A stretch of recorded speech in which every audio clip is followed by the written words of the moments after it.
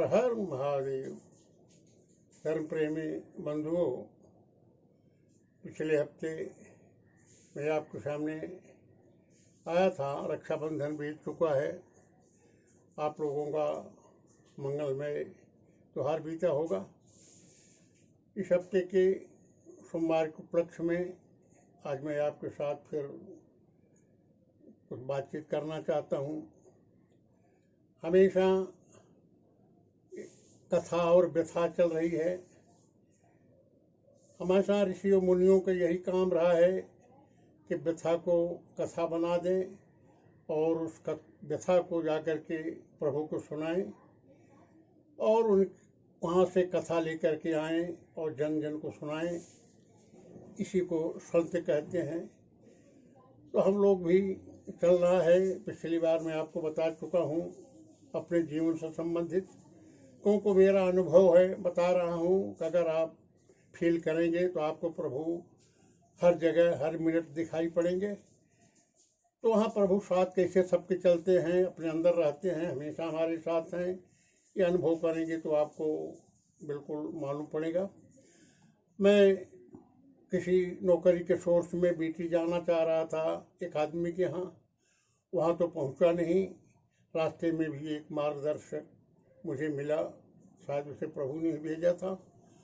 उसने हमको बताया कि आप बीटी जाकर 7 नंबर प्लेटफार्म पर बोर्ड देखिए, वहाँ आरपीएफ में भर्ती का बोर्ड लगा होगा, वहाँ जाओगे तो भर्ती हो जाएगी। मैं बीटी पहुँचा और एक आदमी से आरपीएफ ऑफिस पूछा, उसने हेडक्वार्टर का ऑफिस बता दिया। मैं वहाँ पहुँचा तो बड़ा बोर्ड लगा था, वहाँ भाई साहब का एड्रेस लिखा हुआ था बोर्ड पर नाम सहित। उसको मैंने अपने चौपड़ी में लिख लिया। फिर जब वॉचमैन आया उसने कहा कि भाई वो तो 7 नंबर प्लेटफार्म उधर है, वहाँ जाके देखो, सब इंस्पेक्टर का ऑफिस है, वहाँ बोर्ड मिलेगा। वहाँ जाके देखा, कुछ भी नहीं था। समय भी ज़्यादा हो चुका था, जहाँ जाना था वहाँ जा नहीं सकता था। कुछ देर रेलवे में रुक करके ये कल्पना करने लगा कि रेलवे में सर्विस मिल जाए तो बहुत अच्छी बातें हैं। कुछ देर वहाँ रुका और लोकल आई, फिर अपने खोली की तरफ रवाना हो गया।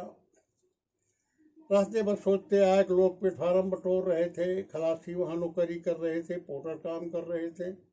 सब देखा था तो मेरे मन में भी एक लालसा जगी कि अगर रेलवे में कोई भी नौकरी मिल जाती तो बहुत अच्छा होता प्रभु। और यहाँ पहुँच करके रात भर वही सपना देखता रहा। सुबह हुआ, सोमवार था। मैं अपने सोमवार को शिव जी का दिन मानता हूँ, बहुत ही शुभ दिन मानता हूँ। उस दिन सब लोग अपने काम पे चले गए थे, मैं अकेले था। मुझको दोपहर में प्रेस में जाना था 3 बजे से। मैं अकेला था। मेरे मन में आया कि ये जो पता एड्रेस बड़े साहब को लेकर आया हूँ, इन्हीं को कोई पत्र लिख दूँ तो ये बता देगी कि कब भर्ती होगी, क्योंकि हर रविवार को बीटी जाना मेरे लिए संभव तो नहीं था। यह सोच करके मैं घर से जाते वक्त पिताजी 3-4 अंतर्देशीय लिफाफा दिए थे, हर हफ्ते हमें एक पत्र भेज दिया करना। वो मेरे पास था और वहीं बैठ करके अपनी व्यथा लिख करके और लिफाफा बंद करके ड्यूटी पर जाते वक्त उसको पोस्ट बॉक्स में डाल दिया। मैं अपने काम पर चला गया और आकर के फिर लग गया। दूसरा इतवार को मुझको जाना था बेटी फिर देखने के लिए, लेकिन मेरे एक दोस्त आ गए और हम करीब आके बिकरौली गए। गोदरेज में नौकरी का सोर्स लगाने के लिए गया था। वहाँ से भी रात वापस आ गया और फिर दूसरे हफ्ते से अपना काम शुरू कर दिया और भूल ही गया कि अभी कहाँ जाना है, क्या करना है। लेकिन हर वक्त चिंतित था कि 2 रुपए की नौकरी से तो काम नहीं चलेगा। जबकि भोला सेठ जी मेहरबानी करके उनको प्रणाम करता हूँ, रोजी रोटी की व्यवस्था कर दी थी। पिताजी की मदद भी करना हम शुरू कर दिए थे। आशा भी खूब थी। ये सोच ही रहा था, चल ही रहा था। को हफ्ता इतवार आने में 2 दिन शेष रह गया था। मैं रात को 11:30 बजे जब रूम पर पहुंचा, मेरे बड़े भाई साहब जग रहे थे। उन्होंने हंस करके बताया कि तुम्हारा रेलवे एक लिफाफा आया है। मैं सुनकर बड़ा प्रसन्न हुआ, मेरा लिफाफा रेलवे से क्या लिखा है। उन्होंने बोला कि 13 तारीख अगस्त को मटुंगा मैदान में भर्ती होगी रेलवे सुरक्षा बल में। आप अपने कागज के साथ 7 बजे वहाँ चले जाएं। उसमें 32 इंची या 34 इंची सीना होना चाहिए, 34-36, और लंबाई चौड़ाई सब उसमें लिखे हुए से क्या क्या होना चाहिए। अगर इतना सब है तो वहाँ आ जाओ। मैं बहुत खुश हुआ, ऐसा लगा कि मुझे भगवान ने नौकरी भेज दी है। सुबह से मैं दौड़ने जाने लगा, भिगोना चाय खाने लगा, केला, तमाम बंदोबस्त जो हमसे हो सकता था वो सब करके भाई साहब मदद कर रहे थे। और मैं काम कर रहा था किसी तरह से, इंतजार करते करते आखिर 13 अगस्त आ गया। मैं 2 दिन की छुट्टी ले लिया था अपने प्रेस से, और किसी तरह से रात बिताया। सुबह 5 बजे ही अपना कागज लेकर के और भिगा हुआ चना खा करके और मैं भर्ती के लिए अकेले ही चल पड़ा, क्योंकि साथ लेके जाने वाला कोई था ही नहीं। वो लेकर के मैं चित्तौकड़ी स्टेशन पर आया और वहाँ से गाड़ी पकड़ा मटुंगा के लिए। लेकिन मुझसे गलती हो गई, तो मुझे पश्चिम तरफ जाना था और मैं पूरब तरफ उतर गया। और अब अपनी अगली व्यथा मैं आपको दूसरी बार सुनाऊंगा। बंधुओं, अब आप सब उस कथा की तरफ चलें। मैं आपसे बात कर करके एक बता चुका था कि कथा के माध्यम से भगवान ने 4 कथा में बांटा। भक्त के 4 प्रकार बताए, आर्त भक्त और यथार्थी भक्त, जिज्ञासु भक्त और ज्ञानी भक्त। तो बंधुओं, ज्ञानी भक्त बनने के तो अपने को कोई शौक नहीं है, हम लोग गृहस्थ लोग हैं। वो सन्यासियों के लिए है। वो ईश्वर का पता लगाते हैं, हम ईश्वर का पता नहीं लगाना, हमें अपना पता लगाना है कि मैं कौन हूँ। तो इसलिए हमको वहाँ जा कर के अगर मैं उसे जानने की चाहूँ तो भगवान की माँ यशोदा, कौशल्या जी, पिता दशरथ,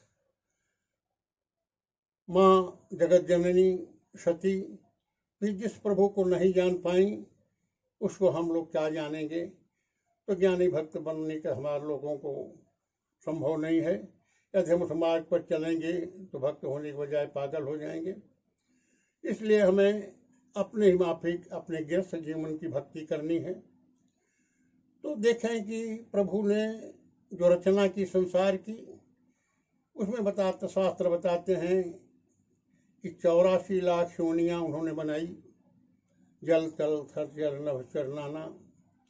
और जितनी भी उन्होंने योनियां बनाई उसमें मनुष्य ही सबसे श्रेष्ठ उनका निर्माण था। सबसे विचित्र रचना किया उन्होंने मनुष्य की, और इसी मनुष्य को अपना पूरा संसार सौंप दिया, उसको मालिक बना दिया और उन्हीं को आधेर दिया। क्यों कि मन बुद्धि शरीर तो सब जीवों को दिया, लेकिन मनुष्य को एक और अलग से दे दिया। उसका नाम उन्होंने रखा है विवेक। विवेक सिर्फ मनुष्य के पास है। उसी के बल पर वो बाघ, शेर, चीता, हाथी सब पर कब्जा कर लिया है। यहाँ तक नक्षत्रों, सूर्य और चंद्रमा को पकड़ने के लिए जा रहा है, विनाश कर रहा है। प्रभु से बड़ा उसने अपने को ही समझ लिया। अब हमसे गलती कहाँ हो गई कि हम ईश्वर अंश जीव अविनाशी कहे जाते हैं। इतने पर भी इस प्रभु के बच्चे होकर के भी हम क्यों दुखी हैं, इसका पता हमें आपको लगाना चाहिए कि कारण क्या है। कि जब हम ईश्वर के ही अंश हैं तो फिर दुखी क्यों हैं। पूरा संसार का हम मालिक हैं, फिर हम क्यों दुखी हैं। तो क्या विधि का जो विधान है, जो पिता अपने पुत्र से चाहता है, वो हम नहीं कर रहे हैं क्या।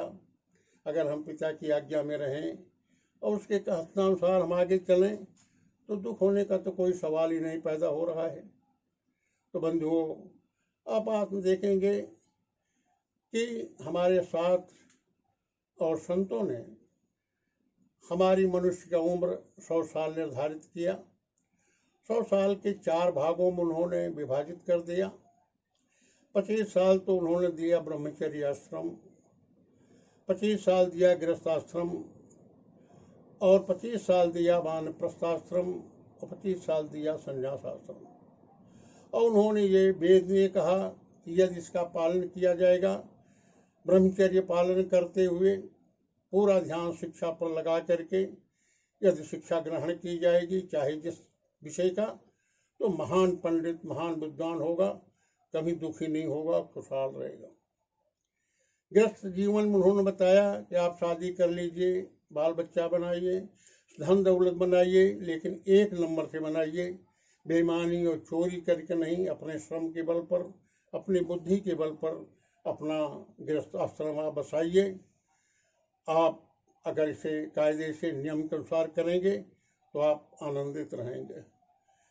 वानप्रस्थ में उन्होंने 25 साल दिया और ये कहा कि जो संसार आपने बनाया उसकी देख रेख कीजिए, उसको संभालिए, और जिस ईश्वर ने तुम्हें भेजा है, जिसके तुम पुत्र होके आए हो इस जीव वजह से, उसका भी थोड़ा ध्यान रखो। अपने जीवन को तुम्हें क्यों भेजा है, खाली खाने कमाने देखने के लिए नहीं, और भी कुछ काम है, धर्म का प्रचार है, उनके संसार का लालन पालन करना है, किस तरह से करना है ये लोगों को बताना है, उधर भी आप थोड़ा ध्यान कीजिए। और 25 साल उन्होंने संन्यास को दिया कि सब कुछ छोड़ दीजिए, रहमन उतरे उपार, भार झोंक सब भार महा, आप सिर्फ प्रभु की चर्चा कीजिए, प्रभु का काम कीजिए, प्रभु को होकर के रहिए, आप एकदम आनंदित जीवन बिताएंगे। अब हमें यह सोचना है उस पर क्रमवार कि क्या हम अपने चारों आश्रम का पालन कर रहे हैं, क्या मैं भगवान के बताए हुए रास्ते पर चल रहे हैं। तो इसलिए प्रभु से ने 4 विभाग और बांटा। उन्होंने कहा कि वेद और शास्त्रों ने कि शिक्षा विभाग, सुरक्षा विभाग, पालन विभाग और सेवा विभाग 4 भागों में बांटा, जिसका नाम उन्होंने रखा ब्राह्मण, क्षत्रिय, वैश्य और शूद्र। हम वो चारों का विरोध कर दिए, वो चारों के बच्चे हो गए, चारों अपने में एक जात बना ली। उसका पालन हम आज कतई कर रहे हैं कि नहीं? बिल्कुल नहीं कर रहे हैं।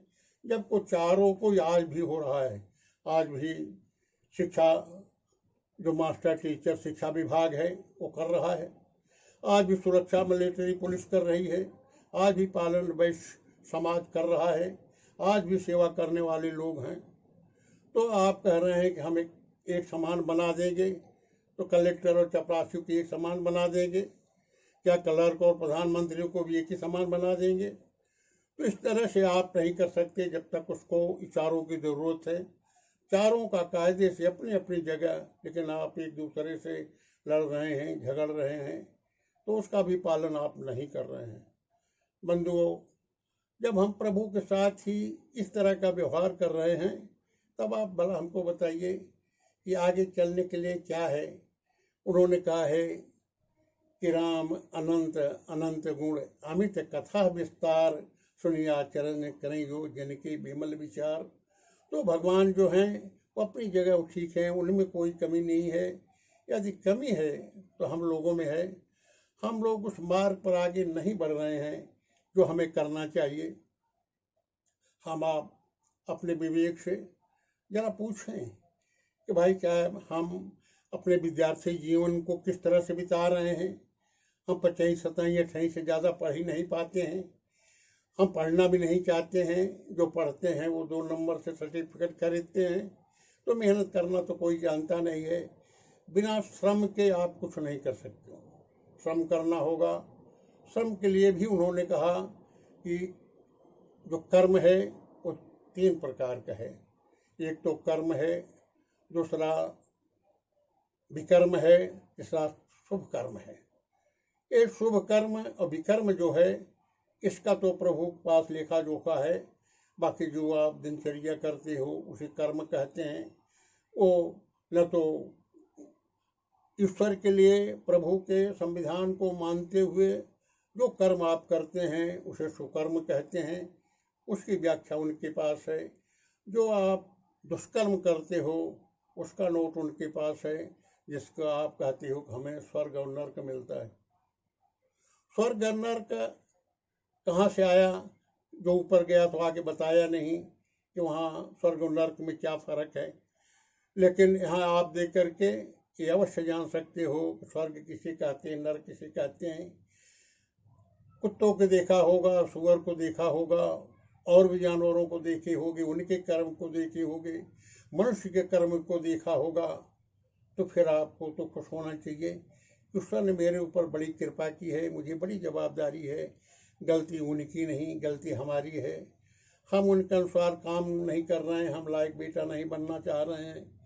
हम अगर लायक बेटा बनना चाहें तो लायक बेटा उसे कहते हैं जो अपने पिता के अपने काम को सुंदर ढंग से सही तरीके से ऊपर लेकर के बढ़ा दे, उसी को लायक बेटा कहते हैं। जो उसको नीचे गिरा दे उसको नालायक बेटा कहते हैं। जो वहीं तक रखे रहे उसको बेटा कहते हैं। तो 3 तरह के बेटे हैं, उसमें से हम कौन से बेटा बेटी हैं वो हमें सोचना पड़ेगा। बंधुओं, आज मैं यही इसको समाप्त कर करके और कुछ प्रभु की मनन चिंतन की बात करूँगा। ओम नमो भगवते वासुदेवाय। ओम नमो भगवते वासुदेवाय। वासुदेवाय वासुदेवाय। ओम नमो भगवते वासुदेवाय। हर हर महादेव। मैं एक भजन सुनाता हूँ निर्गुण आप सबको। इसमें सुगना से मतलब है आत्मा से। बैठा पिजड़ा में सुगनवा बोलिया बोल रे हरी। सुगना राम राम गोहरावई भोरवई उठ कर ध्यान लगावई। कब हुई है हरि के दर्शनवा बोलिया बोल रे हरि। बैठा पिजड़ा में सुगनवा बोलिया बोल रे हरि। अरे सुगना पायसी मस्त जवानी बाढ़ा जोत बदन में पानी। और सुगना भरने लगा उड़ान बोले बोलिया रे हरि। बैठा पिजड़ा में सुगनमा बोलिया बोल रे हरि। कबहू आकाश पताल थहावई और दहिया देखाई मौज उड़ावई।